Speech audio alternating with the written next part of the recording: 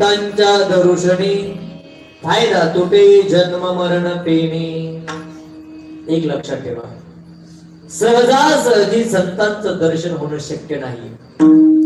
त्याच्याकरता पुण्य असलं पाहिजे. पुण्य फळली बहुता दिवसा भाग्य झालो सन्मुख तो कैसा संत चरण पावलो. किंवा तिळ तिळ पुण्य साचा पडी तरी हे बहुता जन्मी जोडे.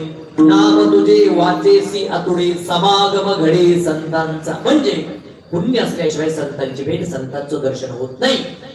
पण आपल्याकडे जर तेवढं पुण्य असेल, ते पुण्य जर उदयाला आलं आणि योगायोगाने संतांचं दर्शन झालं तर त्याचा फायदा तुटे जन्म मरण पेणे. जगामध्ये अनेक प्रकारची दुःख आहेत, अनेक प्रकारची दुःख आहेत. तर नीट ऐका, सगळ्याच्या पाठीमाग सगळ्यात मोठं लागले ते म्हणजे जन्म आणि पुनरपि जननम पुनरपि मरणम पुनरपि जननी जठरे शयनम.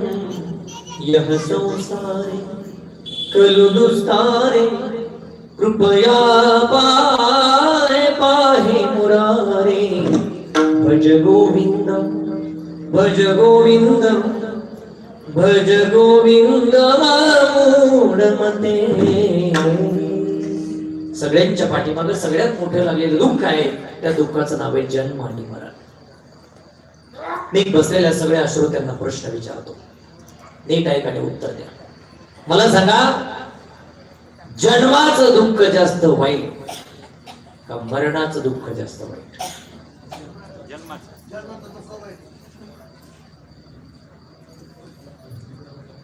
घेतल्याशिवाय कळणार. तुम्हाला काही घेणं नाही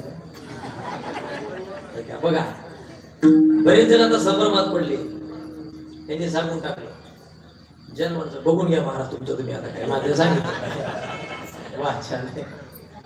आता ऐका, बऱ्याच लोकांचं असं म्हणणं येते मृत्यूचं दुःख जास्त वाईट. का? अनेक जणांचा मृत्यू होताना आपण डोळ्यानं पाहतो, त्याच्यामुळे आपल्याला वाटतं मृत्यूचं दुःख.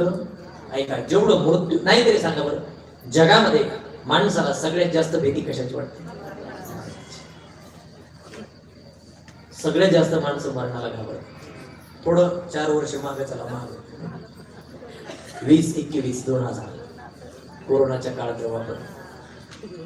मला वाटतं कोरोनाच्या काळात जेवढे माणसं मरणाला घाबरले त्याच्या आधी कधी घाबरले नव्हते आणि इथून पुढे कधी घाबरायचे. रोगाला कोणी घाबरलं नाही, रोग झाले मरते, मरणाला घाबरलं. अहो काही जण तर इतके घाबरले, ज्यानं कधी शेतात पाऊल टाकला नाही, शेतात की राहिला शेतात, शेतात कधी पाऊल टाकला नाही, ती राहिला शेतात. का? उगा माणसात बसलं, कुणी भोकलं ठसकलं तर मरायचे व्हायचं लागलं. काही जण शेतात जरी जाऊन बसले व्हायचा त्यांना. कशाकरता गेले होते शेतात? आपल्याला कोरोना होऊ नये झाला. त्याचं कारण आहे, जीवन जगताना आपल्याला वाटतं तसं कधी होत नाही आणि नको व्हावं वाटतं ते झाल्याशिवाय असं वाटतं.